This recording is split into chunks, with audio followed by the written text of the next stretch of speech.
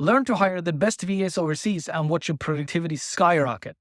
What's up, what's up, what's up, what's up? All right, we are at module 5, and congratulations for making it this far. Hopefully I haven't bored the crap out of you, but hopefully I'm also parting with some information that will help you. Obviously, that's the whole goal. And trust me, it's taken me a while to learn a bunch of these things, so hopefully they'll come in handy for you as well, so you don't need to make the same mistakes I made. And hopefully also learn something new. So module 5 is all about creating relationships while also building your business. So it's a pretty short module. It's 2 sessions here, and we're going to go through that pretty quickly. So session 1, how do you protect yourself and your content? That's actually what's going to be about here. I changed that a little bit in regards to the first session I had intended, because I realized there was some of this was repeated. So anyway, so how do you protect yourself and your content? Well, one of the things I do automatically, I have a reminder in my Google Calendar. I back up my Google Drive once a month. So that means every work that's been done gets offloaded off of my Google Drive. It still remains there, but I put it on my personal hard drive. And sometimes it's quite a few gigs, but with today's internet connections, it's not a problem. So I just organize that, and I do that every month, and I sort them and I organize them on my folder, and then I delete them as the other months come in. So anyway, I suggest you set a reminder so that you can get that done automatically. It's quick to do. Then what I do, I'm going to repeat what I said here earlier because it's so important. You must use a password manager. You're going to drive yourself nuts if you're going to sit there and try to remember passwords, and chances are if you slip up or something happens that they could see your password, you need to be able to quickly change them and also log people off so they don't have access. Some things, or some thing I do for very important emails, like maybe the one VA01 at the company name at gmail.com, I do a double opt-in, a 2FA they call it, a two-factor authentication. So that means if somebody tries to log into the account and they have then already been removed, the first time they will have to have a two-factor authentication, and that gets sent to me. It gets sent to the backup email.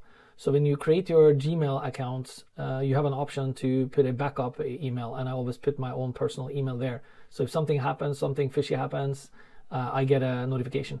And the first time they need to log in there, you need to just be there with them and receive the code and then let them in. And then after that, they shouldn't have to do the two-factor authentication. So one of the things, a tip here actually that's quite important, you want to tell them that once they've logged in to their to that account or those accounts, if they switch computer, they're going to have to go through that all again. Or if they switch location from a different IP address, so you need to make sure that they work from the computer or do this login from the computer they're actually going to work on. So they can't be switching computers or IP addresses. That's important. It helps you, keeps you safe. How you protect your content, right? That's what this session is about. So if you have given them access to other accounts, then you, where you for some weird reason couldn't get them to log in via the password manager, or it's just such a system. It happens a couple of times to me.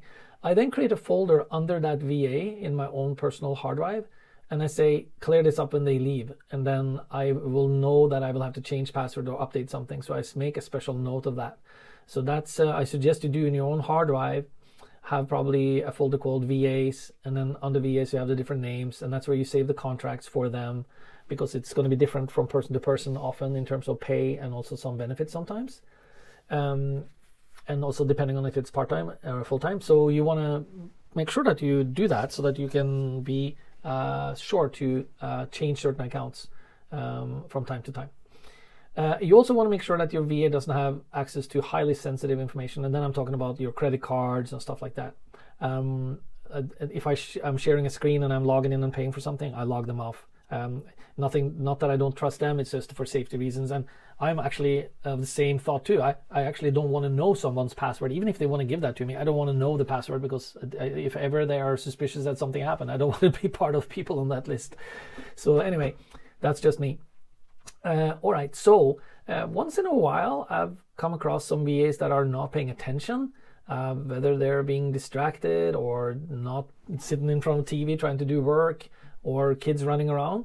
So if they're able, if the VA is not able to follow very clear directions, then I draw the line in the sand. Let me explain what I mean. So let's say if I've given somebody very clear directions how I want certain things done, recorded a video, it's clear, they have indicated that it's clear, and then I see them make a mistake. And if they make that mistake yet again after we clarify even more, and I know for sure that I have 100% explained it well, and usually I tend to get the VA's agreement with that, because I'll have a conversation about that.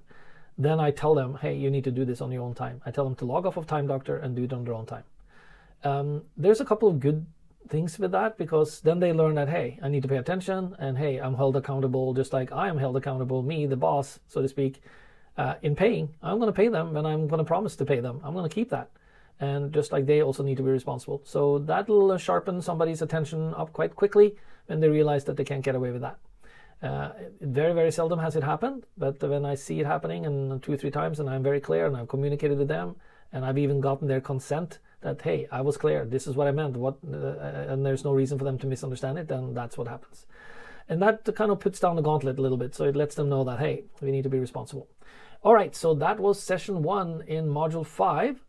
We have one other session here, and then some practical actions tips. So the next one is about some clever little tips that I also use.